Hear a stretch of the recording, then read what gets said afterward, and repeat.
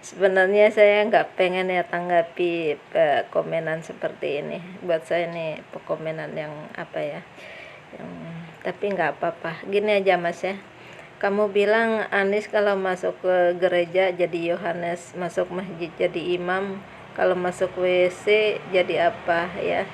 Baiklah, kira-kira Mas ya, kalau masuk ke masjid ya orang boleh jadi imam, bisa jadi makmum juga ya.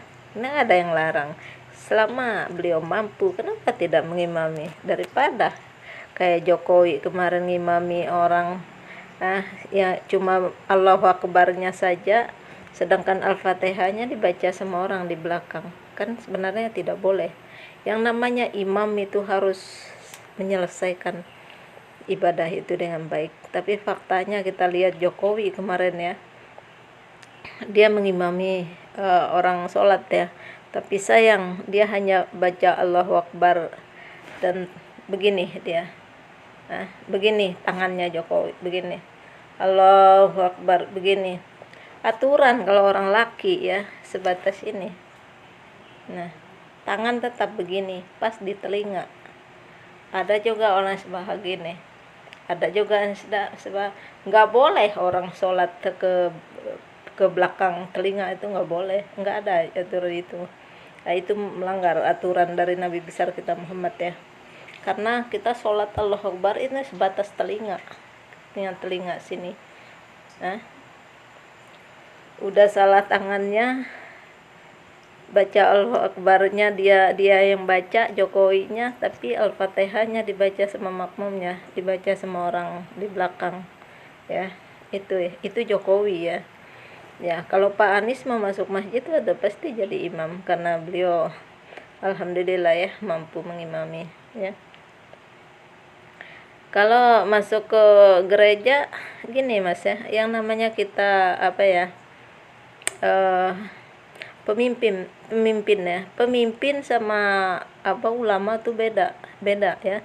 Kita kalau ulama masuk ke gereja udah pasti kita tidak akan suka. Kenapa? Di dalam setiap agama pasti udah ada gurunya masing-masing.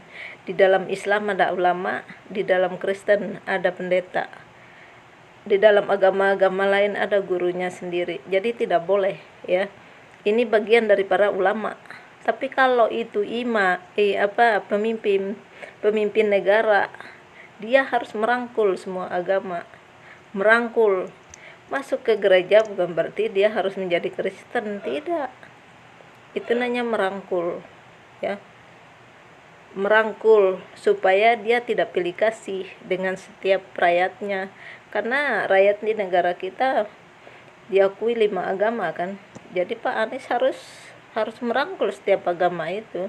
Sekarang kalau ulama masuk ke gereja ya nggak boleh, kita umat Islam juga pasti protes. Kenapa dia harus masuk gereja? Karena beliau itu guru kami. Nah, karena setiap agama ada gurunya masing-masing ya, itu untuk ulama ya. Nah, tapi kamu harus membedakan ini pemimpin harus merangkul semuanya. Pemimpin tidak boleh pilih kasih, mentang-mentang dia orang Islam, agama Islam dirangkul, agama lain di ini, nggak boleh seperti itu ya. Harus merangkul. Contohnya sekarang Pak Anies masuk ke gereja, apa dia akan jadi Kristen? Enggak semudah itu ya. Nah, baca sejarah tentang baginda Nabi besar kita Muhammad dulu. Beliau masuk ke ini, saat dibaca bagaimana orang Kristen ya, tapi bukan Kristen itu ya, pendeta itu membaca, karena ada di kitab dia katanya. Saat itu baginda Nabi besar kita Muhammad masuk ya, waktu itu beliau masih kecil ya. Dilihat itu ada tanda kenabiannya ya. Jadi nggak ada masalah kalau seorang pemimpin, kecuali kalau mau sholat di situ ya nggak boleh, itu melanggar. Karena itu bukan tempat ibadah kita, bukan rumah ibadah kita, bro ya. Ya jadi paham lah ya. Ulama tidak boleh masuk ke gereja. Kenapa? Ulama itu guru kami, umat Islam. Dan pendeta juga nggak boleh masuk ke masjid. Mengapain dia ke masjid? Itu bukan wilayah dia, ya. dia harus ada di rumah masing-masing ya, di rumah ibadah masing-masing. Itu untuk para ulama ya. Tapi kalau pemimpin mau masuk gereja mau apa itu terserah, karena memang dia harus punya kewajiban seorang pemimpin merangkul semua agama ya. Jangan pilih kasih, mentang-mentang dia orang Kristen dia merangkul Muslim, mentang-mentang orang Islam dia merangkul orang, enggak seperti itu ya. Pemimpin harus adil merangkul, jangan merasa nyindi atau merasa tersindir dengan agama lain, tidak.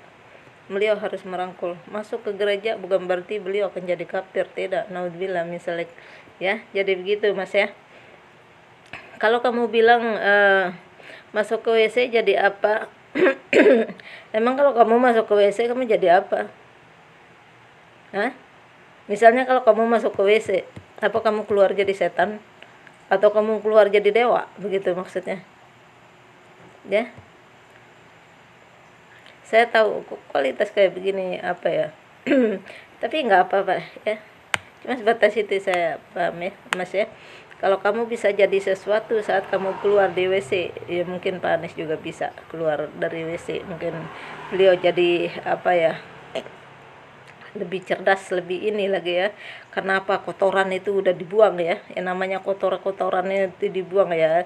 Tinggal yang bersih-bersihnya aja. Jadi berpikirnya jernih, mengucapnya juga sesuai dengan apa ya, dengan adab ya. Itu ya. Kalau Panis, kalau kamu yang keluar dari WC saya nggak tahu deh jadi apa, mau jadi hantu kan, menjadi setan, saya walau-walau bisa ya. Mungkin karena kamu apa, mungkin kamu buang air besar, kamu nggak cebok atau nggak apa ya, naudzubillah, itu kan apa, keikutan setan kamunya, jin ya di dalam diri kamu, itu aja ya. Ya ampun, astagfirullahaladzim.